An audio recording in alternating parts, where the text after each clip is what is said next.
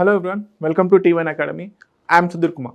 Daily current అఫైర్స్లో భాగంగా మనం ఈరోజు 3 మేకి సంబంధించిన వేరియస్ కరెంట్ అఫైర్స్ ఏవైతే న్యూస్లో ఉన్నాయో వాటి గురించి ఇన్ డీటెయిల్గా చూద్దాం.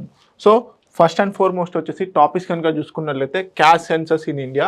సో క్యాష్ సెన్సస్ గురించి న్యూస్లో ఉందండి, చూద్దాము. అలాగే సి విజన్ సాఫ్ట్వేర్ అనే న్యూస్లో ఉంది, అసలు ఆ సాఫ్ట్వేర్ ఏంటి అనేది చూద్దాము. అలాగే డిపాట్ దర్పణ్ పోర్టల్ అనే న్యూస్లో ఉంది. ఓకే, పలాము టైగర్ రిజర్వ్, అలాగే ధ్రువ్ హెలికాప్టర్స్ ఏవైతే ఉన్నాయో వాటి గురించి చూద్దాము. అలాగే లకుండి టెంపుల్స్ అనేటివి ఇప్పుడు ఉన్నాయి.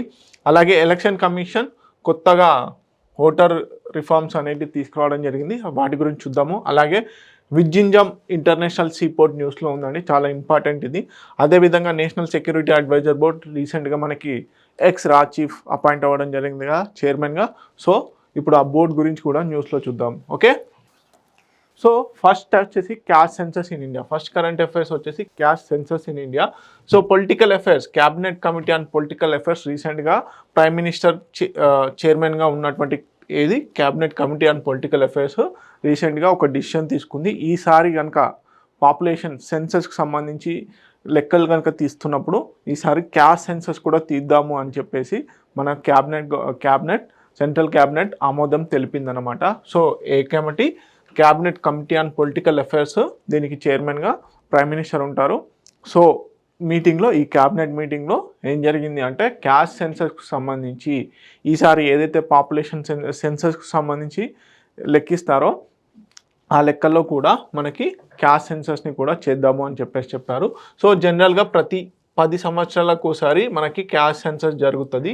సో జనాభా లెక్కింపులు అనేటివి యాక్చువల్లీ 2021లో జరగాలి, కాకపోతే కోవిడ్ కారణంగా దాన్ని పోస్ట్పోన్ చేస్తూ వచ్చారు. అయితే 2026లో అడ్వాన్స్డ్ టెక్నాలజీని ఉపయోగించుకొని ఈసారి సెన్సస్ ఎస్టిమేషన్ అనేది చేయబోతున్నారు. అయితే ఈ సెన్సస్ ఎస్టిమేషన్లో భాగంగానే క్యాష్ సెన్సస్ని కులగణనను కూడా తీసుకురావాలి అని చెప్పేసి cabinet committee on political affairs వారు నిశ్చయించడం జరిగిందనమాట. సో మేజర్గా వచ్చేసి ఇది మొబైల్ యాప్, అడ్వాన్స్డ్ డిజిటల్, అప్పటికప్పుడే లెక్కల్ని తేల్చే విధంగా సో క్యాష్ సెన్సస్ని ఈసారి డిజిటల్ మోడ్లో చేయబోతున్నారు. సెన్సస్ని అలాగే పాపులేషన్ సెన్సస్ని అదేవిధంగా క్యాష్ సెన్సస్ని కూడా సైమల్టేనియస్గా చేయబోతున్నారు. సో మనకి ప్రీవియస్ బ్యాక్గ్రౌండ్ కనుక చూసుకున్నట్లయితే మనకి కొలోనియల్ పీరియడ్లో 1931 వరకు కూడా 1931 వరకు కూడా ఈ క్యాష్ సెన్సస్ని బ్రిటిష్ వారు తీసుకురావడం జరిగింది. కాకపోతే పోస్ట్ ఇండిపెండెన్స్ తర్వాత 1951 నుంచి మామూలుగా జనగణన ఏదైతే ఉందో ఆ జనగణనతో పాటుగా క్యాష్ సెన్సస్ని లెక్కించడం ఆపివేయడం జరిగింది. 1951 నుంచి మనకి స్వాతంత్రం వచ్చిన తర్వాత ఏదైతే మొదటిసారి లెక్కలు జరిగాయో అప్పుడు ఈ క్యాష్ సెన్సస్ని ఆపివేయడం జరిగింది. కాకపోతే 1961లో సెంట్రల్ గవర్నమెంట్ ఏమని చెప్పింది అంటే స్టేట్స్కి ఒకవేళ మీకు అవసరాలు తీరాలి అనుకుంటే మీరు మీ స్టేట్స్ వరకు క్యాష్ సెన్సస్ చేసుకోవచ్చు అని చెప్పేసి చెప్పిందనమాట. మనకి మెయిన్గా బ్రిటిష్ ఇండియా 1881 నుంచి 1931 వరకు క్యాష్ సెన్సస్ జనాభా లెక్కలతో పాటుగా క్యాస్ట్ సెన్సస్ కూడా తీసుకొచ్చింది. కానీ పోస్ట్ ఇండిపెండెన్స్ 1951 నుంచి ఈ క్యాష్ సెన్సస్ని ఆపేసింది. Okay, Indian government. కాకపోతే ఎస్సీ ఎస్టీకి సంబంధించిన కౌంటింగ్ మాత్రం కంటిన్యూస్గా ఉండేది. ఓకే, అయితే 1960లో ఏం జరిగింది, 1960లో సెంట్రల్ గవర్నమెంట్ స్టేట్స్కి ఒక డైరెక్షన్స్ ఇచ్చింది. మీరు ఒకవేళ అంటే ఆయా స్టేట్స్లలో కూడా క్యాష్ సెన్సస్ ఎస్టిమేషన్ ఓన్గా చేసుకోవాలి అనుకుంటే చేసుకోండి అని చెప్పేసి చెప్పింది. సో దాంట్లో భాగంగానే 1961 నుంచి ఆయా స్టేట్స్ చేశాయి. అయితే 2011లో సోషియో ఎకనామిక్ క్యాష్ సెన్సస్ అనేది కూడా కండక్ట్ చేయడం జరిగింది. సోషియో ఎకనామిక్ క్యాష్ సెన్సస్ అనేది 2011లో జరిగింది. సో అఫీషియల్గా వచ్చేసి 1931లో జరిగింది. అంటే ఇప్పటివరకు దేశం మొత్తం మీద క్యాష్ సెన్సస్ అనేది జరగలేదు. కానీ ఇటీవల కాలంలో ఆయా రాష్ట్రాలు ఓన్గా వాటంతట అవే క్యాష్ సెన్సస్ చేసుకుంటున్నాయి. దాంట్లో బీహార్ అలాగే తెలంగాణ కూడా చేయడం జరిగింది. బీహార్ అండ్ తెలంగాణ కూడా క్యాష్ సెన్సస్ని చేయడం జరిగింది. సో మేజర్గా వచ్చేసి 1931 బ్రిటిష్ సెన్సస్ ప్రకారమే క్యాష్ సెన్సస్ ఇప్పటివరకు అఫీషియల్గా ఉంది. సో ఇదన్నమాట. మరి దీనికి సంబంధించి లీగల్ బ్యాగింగ్ ఏముంది, చట్టపరమైనటువంటి అవకాశాలు ఏమున్నాయనేది కూడా చూద్దాము. మనకు కాన్స్టిట్యూషన్లో సబ్జెక్ట్స్ ఉన్నాయి కానీ యూనియన్ లిస్ట్, స్టేట్ లిస్ట్, అలాగే కాంక్రెస్ లిస్ట్ అని ఈ సెన్సస్ అంటే జనాభా గణన అనేది దేని కిందికి వస్తుంది అంటే యూనియన్ లిస్ట్కి వస్తుంది. 7th షెడ్యూల్లో ఉన్నటువంటి సబ్జెక్టులలో యూనియన్ సబ్జెక్ట్ కింద ఉంటుంది. అదేవిధంగా సెన్సస్ యాక్ట్ 1948 కూడా ఒక రకంగా మనకి లీగల్ బ్యాకింగ్ అనేది ఉంది. So this is all about caste census. Central government ఈసారి జనాభా గణనతో పాటుగా క్యాస్ట్ సెన్సస్ని కూడా తీసుకురాబోతుంది. ఓకే, నెక్స్ట్ వచ్చేసి సి విజన్ సాఫ్ట్వేర్. రీసెంట్గా ఇండియా అండ్ యుఎస్పిఏ మధ్య కొంత డిఫెన్స్కి సంబంధించినటువంటి డీల్స్ అనేటివి జరిగాయి. దాదాపుగా $131 million కూడుకున్నటువంటి ఒక డీల్ జరిగింది. దీంట్లో భాగంగా సి విజన్ సాఫ్ట్వేర్ని కూడా కొనుక్కునేందుకు అంగీకారం ఓకే అయిందనమాట. సో ఈ సి విజన్ సాఫ్ట్వేర్ ఏంటి, చాలా ఇంపార్టెంట్ అండి. Enhance India's maritime domain awareness and operational capability. So మేజర్గా మనకి ఇండియన్ ఓషన్, అదేవిధంగా అరేబియన్ సీ ఇవన్నీ ఉన్నాయి కండి. సో ఈ మేజర్గా చాలా vast coastal areas, coastal network ఉండడం వల్ల, అదేవిధంగా సీ ట్రేడ్ని సురక్షితంగా నిర్వహించడం కోసము ఈ సీ సాఫ్ట్వేర్ ఏదైతే ఉందో, సి విజన్ సాఫ్ట్వేర్ ఏదైతే ఉందో చాలా హెల్ప్ అవుతుంది అనమాట. సో దానికని చెప్పేసి అమెరికా నుంచి ఈ సి విజన్ సాఫ్ట్వేర్ని రీసెంట్గా డిఫెన్స్ డీల్లో భాగంగా కొనుగోలు చేయడం జరుగుతుంది. సో సి విజన్ సాఫ్ట్వేర్ అంటే ఏంటంటే మేజర్గా ఇది ఒక web based maritime domain awareness అనమాట. Web based maritime domain awareness tool that aggregates and visualize visuals tracking. అంటే మనకి ఈ షిప్స్ ఏవైతే ఉంటాయో, విజిల్స్ ఏవైతే ఉంటాయో వాటి యొక్క ట్రాకింగ్ని మానిటర్ చేసేందుకు ఈ సి విజన్ సాఫ్ట్వేర్ ఉపయోగపడుతుంది అనమాట. సో మేజర్గా support security, safety and environmental మిషన్స్కి ఇది చాలా హెల్ప్ అవుతుంది. అందుకని చెప్పేసి ఎక్కువగా ఈ పసిఫిక్ ఓషన్, ఇండో పసిఫిక్ రీజియన్లో ఇలాంటి సాఫ్ట్వేర్ ఉపయోగించాలి అని చెప్పేసి యుఎస్ఏ కూడా చాలా హెల్పింగ్ నేచర్తోని ఈ సాఫ్ట్వేర్ని ఇండియాకి అప్పగించడం జరుగుతుంది. దీంట్లో భాగంగా ట్రైనింగ్, అలాగే అడ్వాన్స్డ్ టెక్నాలజీ యూసేజ్ ఏ విధంగా ఉంటుంది, ఈ సాఫ్ట్వేర్ని ఏ విధంగా యూస్ చేయాలి అని చెప్పేసి కూడా మనకి యుఎస్ఏ వారు ట్రైనింగ్ ఇవ్వబోతున్నారు అన్నమాట. ఓకే, మేజర్గా వచ్చేసి దీన్ని డెవలప్ చేసింది ఎవరు అంటే డిపార్ట్మెంట్ ఆఫ్ ట్రాన్స్పోర్టేషన్ వారు డెవలప్ చేశారు. సో కాకపోతే కొలాబరేషన్ ఎవరితో ఉందంటే హ్యాక్ i360 వాళ్ళు, Virginia based defence analytics company ఇది. సో ఇవి సంయుక్తంగా ఈ సాఫ్ట్వేర్ని డెవలప్ చేయడము అండ్ ఆపరేటింగ్ చేయడం జరుగుతుంది. మేజర్గా enhance maritime surveillance, coordination, decision making among allied and partner కంట్రీస్తోని మేజర్గా కోఆర్డినేషన్ పెంచుకోవడం కోసం అని చెప్పేసి ఈ సాఫ్ట్వేర్ని ఇలా డీలింగ్స్లో భాగంగా ఇవ్వడం జరుగుతుంది. సో దీంట్లో భాగంగానే రీసెంట్గా జరిగినటువంటి టాక్స్లో, డిఫెన్స్ డీల్స్లో మనకి ఈ సి విజన్ సాఫ్ట్వేర్ ఇవ్వడం జరుగుతుంది. మేజర్గా దీంట్లో real time tracking, live updates ఇవన్నీ కూడా ఉంటాయన్నమాట. So key features of the software కనుక చూసుకున్నట్లయితే చెప్పాను కానీ లైవ్ ట్రాకింగ్, మనకి సీ విజిల్స్ ఏవైతే ఉంటాయో, ట్రాన్స్పోర్ట్ వెహికల్స్ అంటే మనకి షిప్స్ ఏవైతే ఉంటాయో వాటిని లైవ్ ట్రాకింగ్ చేయొచ్చు. అలాగే యూజర్ ఫ్రెండ్లీ ఇంటర్ఫేస్, ఈజీగా వాడుకోవచ్చు అనమాట. సో మల్టీ యూజర్ కొలాబరేషన్, ఒక కంట్రీ ఇంకో కంట్రీ ఈ సాఫ్ట్వేర్ని ఉపయోగించుకొని సముద్రంలో యాక్చువల్గా ట్రాన్స్పోర్టేషన్ ఏ విధంగా జరుగుతుందనేది అనలైసిస్ చేసుకోవచ్చు. సో దీని ద్వారా ఏదైనా విపత్తులు జరిగినా, అదేవిధంగా ఏమైనా థ్రెట్స్ ఏమైనా జరిగినా కానీ ఈజీగా కోఆర్డినేషన్ చేసుకోవచ్చు అనమాట. అలాగే కస్టమ్ అలర్ట్స్, అనలైటిక్స్ కూడా ఇది ఉపయోగపడుతుంది. Geo fencing, users can create zones. మేజర్గా లైవ్ ట్రాకింగ్ వల్ల ఈ జియో ఫెన్సింగ్ని కూడా, అంటే షిప్ యొక్క ట్రాకింగ్ సిస్టమ్ ద్వారా జియో ఫెన్సింగ్ని కూడా క్రియేట్ చేయొచ్చు. మరి ఇండియాకి ఏ విధంగా హెల్ప్ అవుతుంది, especially enhanced Indo Pacific surveillance. మనకు చెప్పాను కానీ ఇందాకే ఇండియాకి వాస్ట్ కోస్ట్ లైన్ ఉండడం వల్ల, అదేవిధంగా మల్టిపుల్ ఓషన్స్కి కనెక్టివిటీ రూట్స్ ఉండడం వల్ల ఇండియా యొక్క ట్రేడ్ను చాలా ఎన్హాన్స్ చేసుకోవడానికి ఇది ఉపయోగపడుతుంది అనమాట. సో ట్రాకింగ్ సిస్టమ్ ద్వారా ఏమవుతుంది అంటే ఇండియా యొక్క షిప్ విజిల్స్ ఏవైతే ఉంటాయో వాటి ట్రాకింగ్కి, అదేవిధంగా కస్టమ్ అనలైటిక్స్కి చాలా హెల్ప్ అవుతుంది అనమాట. ఓకే, అదేవిధంగా strategic deterrence. So strengthen the deterrence posture through better maritime intelligence. Okay, next వచ్చేసి depot Darpan portal. So ministry of consumers affairs, food and public distribution ఏదైతే ఉందో, ministry of consumer affairs, food and public distribution ministry వారు ఈ డిపాట్ Darpan పోర్టల్ని launch చేయడం జరిగింది. So ఈ portal వచ్చేసి real time monitoring of food storage. Okay, real time monitoring of food storage. మనకి ఈ ఫుడ్ కార్పొరేషన్ ఆఫ్ ఇండియా వాళ్ళు మనకి ఫుడ్ సప్లై చేస్తూ ఉంటారు కానీ, ఫుడ్ గ్రెయిన్స్ ఏదైతే పబ్లిక్ డిస్ట్రిబ్యూషన్ స్కీమ్ ద్వారా సప్లై చేస్తున్నటువంటి ఫుడ్ కానీ, అదేవిధంగా మనకి ఫుడ్ కార్పొరేషన్ ఆఫ్ ఇండియా నుంచి ఇతరత్ర అవసరాల కోసం వేరియస్ లొకేషన్స్కి పంపిస్తున్నటువంటి ఫుడ్ గ్రెయిన్స్ని మానిటర్ చేయడం కోసం, లైవ్ ట్రాకింగ్ చేయడం కోసం అని చెప్పేసి డిపాట్ దర్పణ్ పోర్టల్ని మినిస్ట్రీ ఆఫ్ కన్జ్యూమర్స్ అఫైర్స్ వాళ్ళు, ఫుడ్ అండ్ పబ్లిక్ డిస్ట్రిబ్యూషన్ అనే మినిస్ట్రీ ఈ పోర్టల్ని లాంచ్ చేయడం జరిగింది. సో ఇది రియల్ టైమ్ మానిటరింగ్ కోసము, అంటే స్టాక్ ఏజింగ్ ఎంత ఉంది, ఎక్కడికి వెళ్తుంది స్టాక్స్, అదేవిధంగా ఫుడ్ డిస్ట్రిబ్యూషన్ ఏ విధంగా జరుగుతుంది, ఫుడ్ గ్రెయిన్స్ డిస్ట్రిబ్యూషన్ అని చెప్పేసి రియల్ టైమ్ మానిటరింగ్ చేయడం వల్ల పాలసీ మేకింగ్కి ఈజీ అవుతుంది. అదేవిధంగా థెఫ్ట్ ఏదైతే ఉంటుందో, దొంగతనాలకు పాల్పడేటువంటి ఛాన్సెస్ ఏవైతే ఉన్నాయో, లీకేజెస్ని వాటిని అరికట్టేందుకు ఈ పోర్టల్ ఉపయోగపడతాయి అన్నమాట. సో కీ ఫీచర్స్ ఏంటి, ట్రాక్స్ ఇన్వెంటరీ లెవెల్స్, సో ఎంత గోడౌన్లో ఒక స్టోరేజ్ గోడౌన్లో ఎంతవరకు ఫుడ్ గ్రెయిన్స్ ఉన్నాయి అని చెప్పేసి ఈజీగా ట్రాక్ చేయొచ్చు. అలాగే డిస్పాచెస్ ఏ విధంగా ఒక స్టోరేజ్ నుంచి, ఒక గోడౌన్ నుంచి ఏ విధంగా ఫుడ్ గ్రెయిన్స్ బయటికి వెళ్తున్నాయి, ఎంతవరకు వెళ్తున్నాయి అనేది కూడా ట్రాక్ చేయొచ్చు అనమాట. రిసిప్ట్స్ ఎవరెవరికి వెళ్తున్నాయి, అలాగే స్టాక్ మూవ్మెంట్స్ని కూడా మానిటర్ చేయవచ్చు అనమాట ఈ టేబుల్ ద్వారా. సో ఇలాంటి పోర్టల్స్ తీసుకురావడం వల్ల ఏమవుతుందంటే ట్రాన్స్పరెన్సీ అండ్ ఎఫిషియన్సీ పెరుగుతాయి అనమాట in food grain storage and distribution. అదేవిధంగా పాలసీ మేకింగ్లో కూడా డిసిషన్ అనేది క్విక్గా తీసుకునేందుకు ఛాన్సెస్ ఉంటాయి. ఓకే, సో దీంట్లో మేజర్గా టెక్నాలజీ ఇంటిగ్రేషన్ ఏంటంటే సెంట్రలైజ్డ్ డిజిటల్ డాష్బోర్డ్ని క్రియేట్ చేస్తున్నారు. ఓవరాల్ చూసుకున్నట్లయితే 2000 డిపార్ట్స్ నుంచి, ఓకే, 2000కు పైగా స్టోరేజెస్ నుంచి ఈ డాటాని సెంట్రలైజ్ చేస్తున్నారు. మేజర్గా real time updates for policy makers and administration.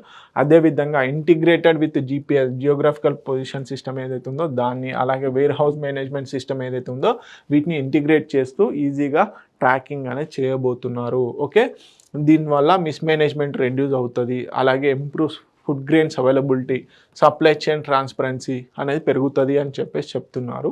Okay, మేజర్గా గుర్తుంచుకోవాల్సింది ఏంటంటే ఇటీవల కాలంలో డిపార్ట్ దర్పణ్ పోర్టల్ దేనికి సంబంధించిందంటే ఫుడ్ గ్రెయిన్స్ మానిటరింగ్ కోసము, okay, real time tracking system కోసం ఈ పోర్టల్ని లాంచ్ చేశారు. ఎవరు? Ministry of consumers affairs, food and distribution. Okay, next current affair కనుక చూసుకున్నట్లయితే పలామూ టైగర్ రిజర్వ్ న్యూస్లో ఉందండి. బేసిక్గా టైగర్ రిజర్వ్స్లో మనకి కోర్ ఏరియా, బఫర్ జోన్, ఇలా మనకి ట్రాన్సిషన్ జోన్ అని చెప్పేసి 3 జోన్స్ ఉంటాయి. ఎనీ టైగర్ రిజర్వ్ కానీ, ఎనీ నేషనల్ పార్క్ కనుక తీసుకున్నట్లయితే, బయోస్పియర్ రిజర్వ్స్ కనుక తీసుకున్నట్లయితే ఫస్ట్ కోర్ ఏరియా ఉంటుంది, తర్వాత బఫర్ జోన్ ఉంటుంది, తర్వాత ట్రాన్సిషన్ జోన్ ఉంటుంది. సో ఇలాంటి స్టేజెస్లో ఈ కోర్ ఏరియాలో ఉన్నటువంటి విలేజెస్ ఏవైతే ఉంటాయో వాటిని రీలొకేట్ చేసేందుకు ఛాన్సెస్ ఉంటాయన్నమాట. సో ఈ పలామూ టైగర్ రిజర్వ్ వచ్చేసి జార్ఖండ్లో లొకేట్ అయి ఉంది. దీన్ని 1974లోనే ప్రాజెక్ట్ టైగర్ కింద టైగర్ రిజర్వ్గా గుర్తించడం జరిగింది. ఓకే, సో ఇప్పుడు ఏంటంటే ఈ పలామూ టైగర్ రిజర్వ్ కోర్ ఏరియాలో ఉన్నటువంటి ఒక విలేజ్, జైగర్ విలేజ్ని పూర్తిగా రీలొకేట్ చేయడం జరిగింది. అందుకని చెప్పేసి న్యూస్లో ఉంది. ఎందుకు న్యూస్లో ఉందండి? పలామూ టైగర్ రిజర్వ్లో కోర్ ఏరియా ఏదైతే ఉందో ఈ కోర్ ఏరియాలో ఉన్నటువంటి జైగిర్ విలేజ్ని ఫస్ట్ రీలొకేట్ చేయడం జరిగింది. అందుకని చెప్పేసి న్యూస్లో ఉంది. సో ఎక్కడ ఉంది? జార్ఖండ్లో ఉంది, చోటా నాగ్పూర్ ప్లాట్లో. సో మొత్తం area 93 square kilometers. Parts of the Betla national పార్క్లో కూడా ఇది one of the part. So ఇదంతా వచ్చేసి Palamu tiger reserve. Okay, so మేజర్గా ఇక్కడ ఏంటి, world's first tiger pugmark census అనేది ఈ పలామూ టైగర్ రిజర్వ్లోనే చేయడం జరిగింది. ఓకే, ప్లగ్ మార్క్ సెన్సస్ 1932లో ఎవరు? బై జేడబ్ల్యూ నికోలసన్తోని కలిపి నికోలసన్ గారు ఈ ప్లగ్ మార్క్స్ను ఉపయోగించి, అంటే కాలి అడుగుల యొక్క జాడలను బట్టి ఈ టైగర్ సెన్సస్ని అంచనా వేయడం స్టార్ట్ చేశారు. ఎప్పుడు? 1932లో. ఎక్కడి నుంచి? పలామూ టైగర్ రిజర్వ్లో నుంచే ఫస్ట్ టైం చేయడం జరిగింది. సో దీంట్లో మేజర్గా ఫ్లోరా వచ్చేసి northern tropical dry deciduous dominated by the సాల్ ఫారెస్ట్. ఓకే, మేజర్గా ఇక్కడ ఉన్నటువంటి కీ ఫానా కనుక చూసుకున్నట్లయితే టైగర్, ఏషియాటిక్ ఎలిఫెంట్, లెపర్డ్ ఇవన్నీ కూడా మనకి ఇక్కడ అవైలబుల్గా ఉన్నాయి. సో మేజర్గా హైడ్రాలజీ, జియాలజీ కనుక చూసుకున్నట్లయితే రివర్స్ వచ్చేసి నార్త్ కోయల్, అలాగే అరుంగా, నెక్స్ట్ వచ్చేసి బూర్హా ఈ నేషనల్ పార్క్కి ఈ టైగర్ రిజర్వ్కి ఆనుకొని ఉంటాయి. సో జెనిజెస్, క్వార్ట్జైట్స్, లాటరైట్ సంబంధించిన రాక్స్ అనేవి ఇక్కడ అవైలబుల్గా ఉన్నాయి. సో మేజర్గా వచ్చేసి ఫస్ట్ జైగిర్ వచ్చేసి first village fully relocated from Palamu tiger reserve core to reduce the human wild life conflict. మనకి హ్యూమన్కి అలాగే వైల్డ్ లైఫ్ యానిమల్స్ ఏవైతే ఉంటాయో కాన్ఫ్లిక్ట్ తగ్గించడం కోసం అని చెప్పేసి కోర్ ఏరియా నుంచి విలేజెస్ని రీలొకేట్ చేస్తున్నారు. దాంట్లో భాగంగానే పలాము టైగర్ జోన్లో ఉన్నటువంటి కోర్ ఏరియాలో ఉన్నటువంటి జైగర్ విలేజ్ ఏదైతే ఉందో దీన్ని పూర్తిగా రీలొకేట్ చేయడం జరిగింది.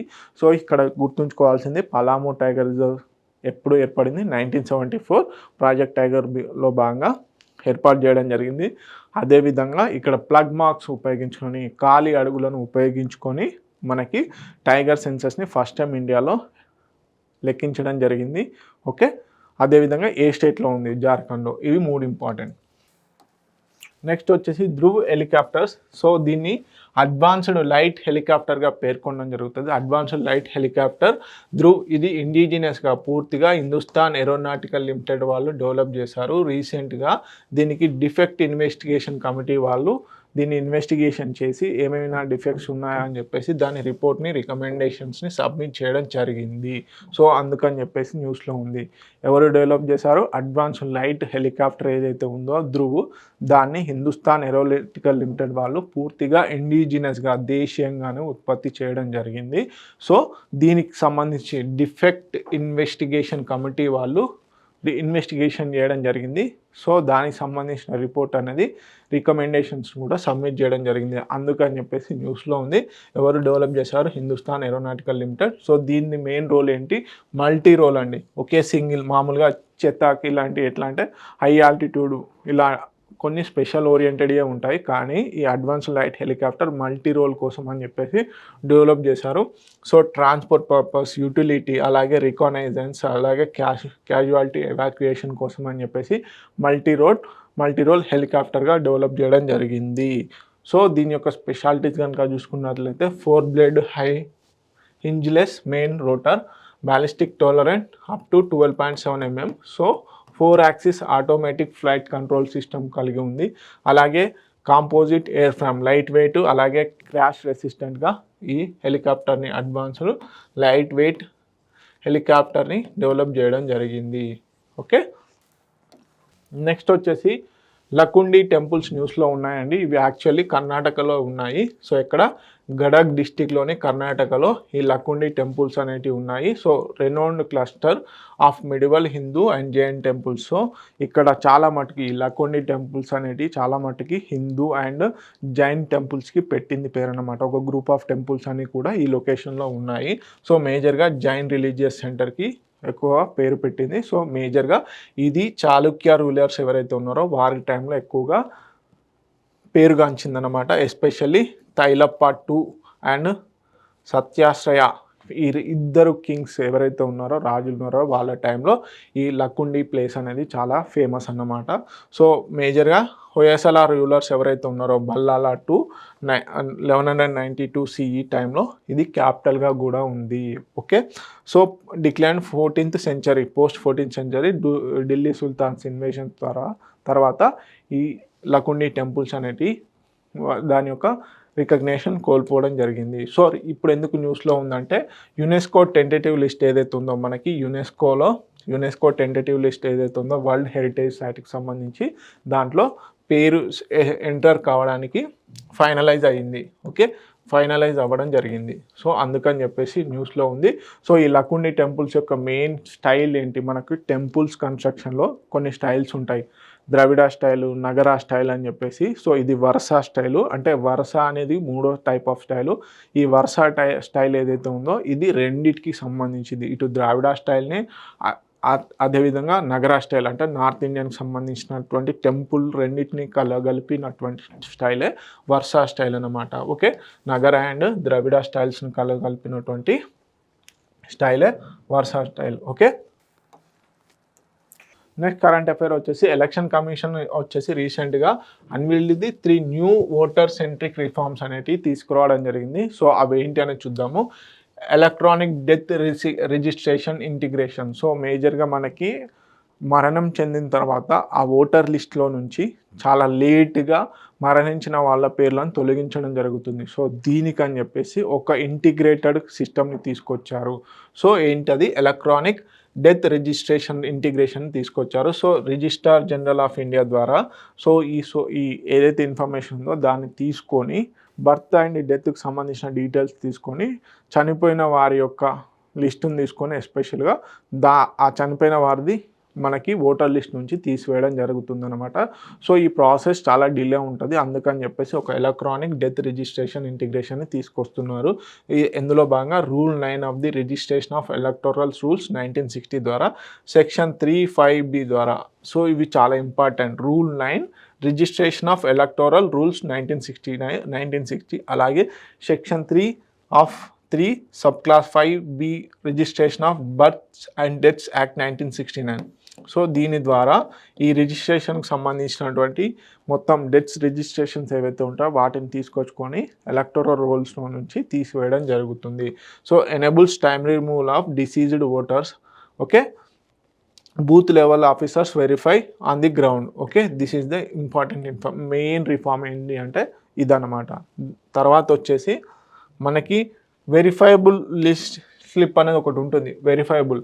Okay. Enhanced voter information system అని ఒక స్లిప్ ఉంటుంది. ఆ స్లిప్‌లో మేజర్‌గా కొన్ని అక్షరాలు అనేటివి అలాగే ఒక కోడ్ అనేది ఉంటుంది. ఆ కోడ్‌ని పెద్దగా ఇచ్చేందుకు చూస్తున్నారన్నమాట. So, helps voters quickly identifying polling booths and locate the names in the list. అదేవిధంగా standard voter ID cards for the booth level officer. So, section 13(b) sub clause 2 ఏదైతే ఉందో రిప్రజెంటేషన్ ఆఫ్ పీపుల్ యాక్ట్ 1950 దాని ద్వారా ఈ standard voter ID cards అనేవి booth level ఆఫీసర్స్కి ఇవ్వబోతున్నారు. సో, దీని ద్వారా public trust and ensure booth level officers are easily recognizable. So, this is the important. ఈ యాక్ట్ అనేది చాలా important. Representation of people act 1950 అలాగే రిప్రజెంటేషన్ ఆఫ్ పీపుల్ యాక్ట్ 1951 రెండు యాక్ట్స్ ఉంటాయి. సో, దీన్ని చాలా ఇంపార్టెంట్ అనమాట. మనకి ఏ యాక్ట్ ద్వారా రిప్రజెంటేషన్ ఆఫ్ పీపుల్ యాక్ట్ 1950, 1951 ద్వారా మనకి ఈ రెండు యాక్ట్స్ని ఉపయోగించుకొని ఓటర్స్ లిస్ట్ అదేవిధంగా రిప్రజెంటేషన్ చేసే పీపుల్కి సంబంధించిన డీటెయిల్స్ అనేవి ఈ రెండు చట్టాలలోనే ఉంటాయి. ఓకే. నెక్స్ట్ వచ్చేసి మనకి ఆస్ట్రేలియాలో నిర్బంధ ఓటింగ్ అనేది వచ్చి ఆస్ట్రేలియాలో ఏదైతే దేశం ఉందో ఆస్ట్రేలియాలో నిర్బంధ ఓటింగ్ చట్టం వచ్చి దాదాపుగా 100 ఏళ్ళు అవుతుంది. సో, అందుకని చెప్పేసి న్యూస్లో ఉంది. ఇటీవల క్వశ్చన్ ఏ విధంగా అడుగుతాడంటే ఖచ్చితంగా ఇక్కడికి వెళ్ళి పడే ఛాన్స్ ఉంది. ఇటీవల కాలంలో ఏ దేశం నిర్బంధ ఓటింగ్ చట్టాన్ని తీసుకొచ్చి 100 ఏళ్ళు పూర్తి చేసుకుంది అంటే అది ఆస్ట్రేలియా. ఓకే. ఆస్ట్రేలియా. సో, ప్రతి ఎన్నికల్లోనూ కనీసం 90% పైగా పోలింగ్ నేడు పార్లమెంట్ ఎన్నికలు అనే ఆర్టికల్‌తో రావడం జరిగింది.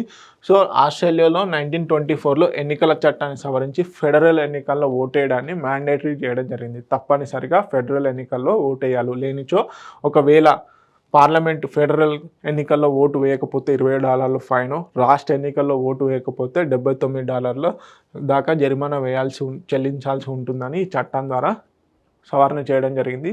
అందుకని చెప్పేసి ప్రతిసారి కూడా ఇక్కడ ఎలక్షన్స్ జరిగితే 90% పైగా ఓటింగ్ అనేది జరుగుతుంది. సో, 1922లో అంటే ఈ ఎన్నికల చట్టం ఏదైతే ఉందో దాన్ని తీసుకురాకముందు మ్యాండేటరీగా తప్పనిసరిగా చేయకముందు 60% మాత్రమే ఓటింగ్ ఉండేది. కానీ 1925 ఎన్నికల్లో 91% వరకు ఓటింగ్ అనేది దాటిందన్నమాట. సో, ఇటీవల కాలంలో 100 ఏళ్ళు పూర్తి చేసుకున్నటువంటి నిర్బంధ ఓటింగ్ అనేది పూర్తి చేసుకున్న దేశం ఏదంటే ఆస్ట్రేలియా. ఓకే. చాలా ఇంపార్టెంట్. సో, ఇక్కడ ఈ ఏదైతే నిర్బంధ ఓటింగ్ చట్టం ఉందో దాన్ని ప్రజలు కూడా స్వాగతించడం జరిగింది. సో, ఇలాంటి శుభ పరిణామం అనేది ఒకసారిగా ఇండియాలో కూడా ఇంప్లిమెంట్ చేస్తే ఒక రకంగా బెటరే. ఓకే. నెక్స్ట్ వచ్చేసి ఆల్రెడీ ఈ ఆర్టికల్ మనం ఇంతకుముందు ప్రీవియస్ కరెంట్ అఫైర్స్లో చూసాము. సో, మేజర్గా ఉన్నత విద్యలో అంటే డిగ్రీ అంతకంటే పీజీ లాంటి కోర్సులలో బాలికల యొక్క ఎన్రోల్మెంట్ అనేది ఎక్కువగా ఉంది. అమ్మాయిల ఎన్రోల్మెంట్ అనేది ఎక్కువగా ఉంది అని చెప్పేసి రిపోర్ట్ రావడం జరిగింది. సో, కేంద్ర గణాంక శాఖ నివేదిక వెల్లడించిన దాని ప్రకారం ప్రాథమిక స్థాయి నుంచి ఉన్నత విద్య వరకు వారే అమ్మాయిలే ఎక్కువ ఉన్నారు అని చెప్పేసి చెప్పడం జరుగుతుంది. సో, ప్రాథమిక విద్యలో 91.8% పురుషులు ఉంటే 94.3 ఎన్రోల్మెంట్ అనేది ఉంది. అదేవిధంగా ఎగువ ప్రాథమిక హయ్యర్ ప్రైమరీ స్కూల్ ఎడ్యుకేషన్ కనుక చూసుకున్నట్లయితే 90% ఆఫ్ ది ఎన్రోల్మెంట్ అనేది ఉందన్నమాట.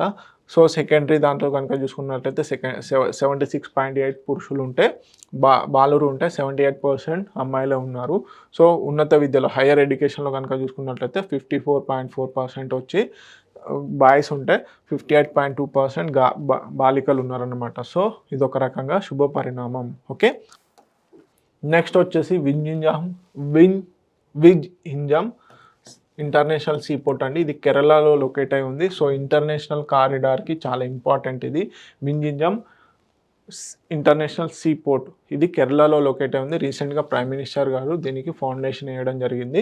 సో మొత్తం ప్రాజెక్ట్ వచ్చేసి 8,867 crores-తోని 8,867 కోట్లతోని ఈ ప్రాజెక్ట్ని కన్స్ట్రక్షన్ చేయబోతున్నారు పబ్లిక్ ప్రైవేట్ పార్ట్నర్షిప్ మోడ్లో. సో దీన్ని డెవలప్ చేస్తున్నటువంటి కంపెనీ ఏదంటే Adani ports and special economic zones limited మరియు అదాని పోర్ట్స్ సంయుక్తంగా ఈ వింఝమ్ ఇంటర్నేషనల్ సీపోర్ట్ని డెవలప్ చేస్తున్నారు. సో ఇది యాక్చువల్లీ ఏంటంటే న్యాచురల్ సీపోర్ట్కి పెట్టింది పేరు అన్నమాట. మేజర్గా ఇంకొక విషయం ఏంటంటే ఇది ఇంటర్నేషనల్ సీ ట్రేడ్కి, ఇంటర్నేషనల్ సీ బౌండరీకి ఏదైతే ఉందో దానికి దగ్గరగా ఉంటుంది కాబట్టి ఈజీ అవుతా అన్నమాట. కేవలం 10 nautical miles ఏదైతే ఉందో 10 nautical milesలోనే ఈ ఇంటర్నేషనల్ సీ రూట్ అనేది ఉంది కాబట్టి ఇంటర్నేషనల్ కారిడార్కి చాలా ఇంపార్టెంట్ అవుతుంది. ఓకే, మేజర్గా వచ్చేసి దీంట్లో India's first dedicated transshipment port అండి. సో ఇంపార్టెంట్, ఇది ట్రాన్స్షిప్మెంట్ పోర్టుగా ఇండియాలో ఫస్ట్ డెడికేటెడ్ ట్రాన్స్షిప్మెంట్ పోర్టు. అదేవిధంగా ఈ పోర్ట్లో AI powered visual traffic management సిస్టమ్ని తీసుకొస్తున్నారు. సో ఆటోమేటెడ్ కార్గో హ్యాండ్లింగ్ అనేది కూడా తీసుకొస్తున్నారు. Yard cranes and remotely operated ship to shore cranes, అలాగే మల్టీ మోడల్ కనెక్టివిటీ అనేది తీసుకొస్తున్నారు. Direct access to national highway 66 and Kerala's first clover leaves interchange అనేది ఉంది. ఓకే, సో చెప్పాను కానీ 10 nautical miles ఏదైతే ఉందో ఇది గ్లోబల్ షిప్పింగ్ రూట్కి దగ్గరగా ఉంది. ఓకే, నెక్స్ట్ కరెంట్ అఫైర్ కనుక చూసుకున్నట్లయితే నేషనల్ సెక్యూరిటీ అడ్వైజర్ బోర్డ్ అనే న్యూస్లో ఉంది. సో రీసెంట్గా రా చీఫ్ అయినటువంటి అశోక్ జోషి గారిని ఈ నేషనల్ సెక్యూరిటీ అడ్వైజర్ బోర్డుకి చైర్మన్గా అపాయింట్మెంట్ చేయడం జరిగింది కదా. సో నేషనల్ సెక్యూరిటీ కౌన్సిల్ ఏదైతే ఉందో ఈ నేషనల్ సెక్యూరిటీ కౌన్సిల్ ఫ్రేమ్వర్క్లో భాగంగా 1998లో ఈ నేషనల్ సెక్యూరిటీ అడ్వైజర్ బోర్డ్ని ఎస్టాబ్లిష్ చేయడం జరిగింది. సో ఇది ఒక అడ్వైజరీ బాడీ అన్నమాట. సో దీన్ని headed by the chairperson especially. Okay, so national security adviser బోర్డ్కి చైర్మన్గా ఎవరిని అపాయింట్ చేశారు? రా చీఫ్ అయినటువంటి అలోక్ జోషి గారిని అపాయింట్ చేయడం జరిగింది. ఇది ఆల్రెడీ మనం నిన్న క్లాస్లోనే డిస్కస్ చేసుకోవడం జరిగింది. సో ఫ్యాక్చువల్ ఇన్ఫర్మేషన్ వచ్చేసి 1998లో నేషనల్ సెక్యూరిటీ కౌన్సిల్లో ఫ్రేమ్వర్క్లో భాగంగా ఈ నేషనల్ సెక్యూరిటీ అడ్వైజర్ బోర్డ్ని ఎస్టాబ్లిష్ చేయడం జరిగింది. మనకి నేషనల్ సెక్యూరిటీ అడ్వైజర్ వేరు, అడ్వైజరీ బోర్డు వేరు. ఓకే, మేజర్గా ఇది ఇంటర్నల్ సెక్యూరిటీకి సంబంధించి, దేశ రక్షణకు సంబంధించి, టెక్నాలజీ పాయింట్ ఆఫ్ వ్యూలో, సెక్యూరిటీ పాయింట్ ఆఫ్ వ్యూలో మనకి అడ్వైజెస్ చేస్తూ ఉంటుంది అన్నమాట. సో మేజర్గా provides the inputs and policy recommendations about the national security council and various national security issues. ఇప్పుడు ప్రజెంట్గా పహల్గామ్లో ఉగ్రదాడుల నేపథ్యంలో మనకి ఇది సర్ఫేస్ అయింది. సో చాలా ఇంపార్టెంట్ బాడీ. అదేవిధంగా నేషనల్ సెక్యూరిటీ అడ్వైజర్గా ఎవరున్నారు? ఇప్పుడు బోర్డుకి చైర్మన్గా అలోక్ జోషి గారిని, రా చీఫ్ అయినటువంటి అలోక్ జోషి గారిని అపాయింట్ చేయడం జరిగింది. మనకి నేషనల్ సెక్యూరిటీ అడ్వైజర్గా అజిత్ దోవల్ గారు కొనసాగుతున్నారు. ఓకే, నెక్స్ట్ వచ్చేసి రీసెంట్గా మనము నిన్నటి కరెంట్ అఫైర్లో మనము అతిపెద్ద మహిళ ఎవరైతే ఉన్నారో, అతిపెద్ద వయసు కలిగినటువంటి మహిళ ప్రపంచంలో 116 ఏళ్ళు జీవించినటువంటి సిస్టర్ ఈనా కనాబారా లూకాస్ గారు మరణించడం జరిగింది కదా. సిస్టర్ ఈనా కనాబారా లూకాస్ గారు. సో వీరి మరణం తర్వాత ఇప్పుడు ప్రస్తుతం ప్రపంచంలో అత్యంత పెద్ద వయస్కులుగా ఉన్నటువంటి వారు ఎవరు అంటే ఎథిల్ కెటర్ హోమ్. 115 సంవత్సరాలతోని వీరు ఇంగ్లాండ్కు చెందినవారు. ఎథెల్ కెటర్ హామ్ గారు. సో 115 సంవత్సరాల వయసులో వీరు ప్రపంచంలోనే అతిపెద్ద వయసు ఉన్నటువంటి వ్యక్తిగా రికార్డు సృష్టించడం జరిగింది. సో ఇటీవల కాలంలో 116 ఏళ్ళు ఉన్నటువంటి సిస్టర్ ఈనా కనాబోరా లూకాస్ గారు మరణించడం తర్వాత వీరు ఎథెల్ కెటర్ హామ్ గారు అత్యంత పెద్ద వయసుకు రాలిగా రికార్డు సృష్టించడం జరిగింది. సో వీరు 18 ఏళ్ల వయసులో భారత్కు వచ్చి ఒక బ్రిటిష్ కుటుంబంలో 3 ఏళ్ల పాటు పిల్లల సంరక్షకురాలుగా కూడా పనిచేయడం జరిగింది. సో చాలా ఇంపార్టెంట్. ఓకే, సో ఇవ్వండి ఇంపార్టెంట్ కరెంట్ అఫైర్స్. మరిన్ని కరెంట్ అఫైర్స్ కోసం T1 అకాడమీని తప్పకుండా ఫాలో అవ్వండి. Thank you so much.